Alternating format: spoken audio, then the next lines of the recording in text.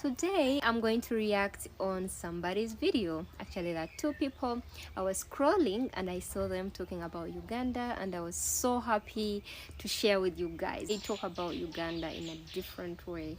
I don't know who they are, I don't know their names, but if you know them, please help me and tag them, mention them so that I can appreciate them more, because I'm a Ugandan. As a Ugandan, I'm happy. So I'm gonna show you the videos, but if you know something about Uganda, please comment it in the comment section. I'd love to know. And also, I don't care if it is positive or negative. I just want to know what people think about Uganda, and I see how we can do better. Of course, I can't collect the whole country, but I can do better as a person to see if people who come and visit our country get the best.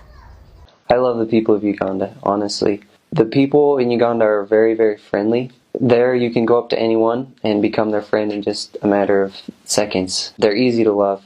I also grew to love Ugandan food. When I first went or learned that I was going to Uganda, I looked up some of the pictures online, and I wasn't really sure what to expect, just because it looked like there was a lot of different kind of just mush on a plate. So I was a little bit worried about that. Over time, I was able to grow to love the food there. My first area was called Masaka, and there they would eat a lot of something called matoke. It's a banana, but it's not exactly a banana. Most bananas turn yellow when they go ripe and you peel them and eat them. But these matoke that they eat, they stay green. In fact, when they go ripe, they just go straight to black. But what they do is they peel them with a knife, and they put them all inside of banana leaves and then steam them.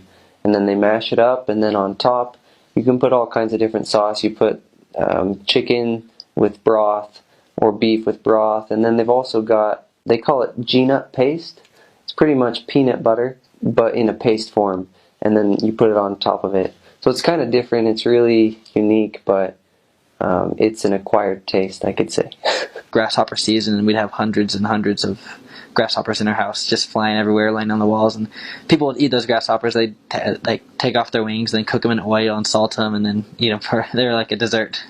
So it's lots of grasshoppers there. In Uganda, they had the best pineapple I've ever tasted. I don't like pineapple here anymore. I'm spoiled. Last week I had the first pineapple that I've said, I actually enjoyed this pineapple. They have the little miniature bananas that are like this size. They're really good. And then some other bigger bananas. They have really, really good mango in Uganda as well. Oh. People will shake your hands and they'll hold your hand while they're talking to you the whole time. So you'll shake someone's hand and they'll just hold it there for 10, 15, 20 seconds. And you just, I was like, what's going on here? And it took a while to get used to that. But then it was fine. Normal weather is hot, really hot. It didn't rain too much, but you could tell when it was raining. It just started getting really windy. Once you felt the wind, you knew you had about 5 minutes until it started just pouring, and usually it would pour really hard for about 5, 10, maybe 15 minutes. I don't think I ever saw it rain for more than an hour straight, and it'd be really, really torrential rain pouring, then it'd just disappear. Driving is crazy. There's a lot of honking. It's one thing that I noticed right off the bat, that you can't really go anywhere without hearing honking all the time. That's kind of how they communicate there with driving. They'll use blinkers a lot differently than we use blinkers here in America. For example, if you're driving down the road and you're going to pass someone, sometimes they'll put on a blinker to their left to tell you, don't pass me, there's a car coming. Or if you'll go around, people just use blinkers when they're telling you, I'm not really feeling comfortable right now where you're at. So it seems like there's not a lot of rules there when you're driving, but in actuality there are. They're just not written. To be honest, I was surprised how very little crashes there were in Uganda. I don't know, it just works. There, you have to pay attention. If you look away for half a second, it will just not be good. So the first time I ever drove, I felt like I was in a video game, to be honest. It was pretty fun. In general, the people there are very loving and kind and friendly. I wouldn't say that it's a really scary place like many people think that it might be. I, to be honest, probably felt safer there than I do even here.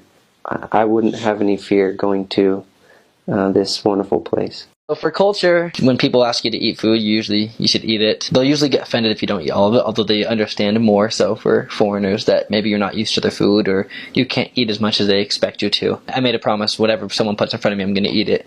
And then if I have something that I know makes me sick, I'll let them know, hey, I can't eat this because it makes me sick. But typically you always eat whatever they give you. They're very, very familial. They'll drop almost anything to go. People will drop anything to go visit their family. If their family's sick, if their family needs help, whatever it is, people will visit their family and they love their family a lot. Something that was kind of a joke is if you were teaching someone you couldn't find them, you'd say, oh, they probably went to the village. Just because people would randomly disappear and then come back through. Because, oh, I was in the village visiting my family. You know, they'd give no warning. It's just, oh, I was in the village, or I went to the village. Or someone would disappear like, hey, where's this person? Oh, he went to the village. When's he coming back? I don't know. Another joke that missionaries would have is, oh yeah, I'm coming in 5 minutes. Because, you know, people would say that, you know, you'd make an appointment with someone for 3 o'clock and you'd call them at 2:50 and they, are you coming? Like, oh yeah, I'll be there in 5 minutes. And then you call them at 3:15. It's like, oh yeah, I'll be there in 10 minutes. Like, but 30 minutes ago you said you'd be here in 5 minutes. Like, oh yeah, I'm coming. And then you call them and then, you know, you just, after 30 minutes they're not there. He's like, okay, I'm giving up. And then you call them, oh, sorry, I was coming and then I stopped coming. I was just like, are you kidding me? There's so much culture there. It's great. I love it so much. So you really learn to love the people and everything that they do. There's also one thing that I was surprised about is that there is a lot of city, which I wasn't expecting when I was going to Africa. They're more developed than I thought. We do drink with filtered water all the time through the taps just to be safe.